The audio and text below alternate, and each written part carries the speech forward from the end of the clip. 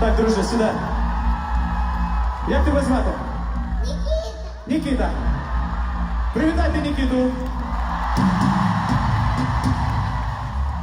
Нікіт, дивись, вчора одна тьотя, суспільна культура, сказала, що я під фанеру граю на барабанах. Уявляєш собі?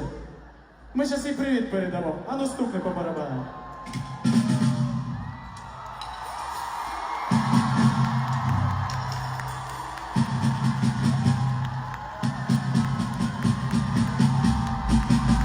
Нікіт,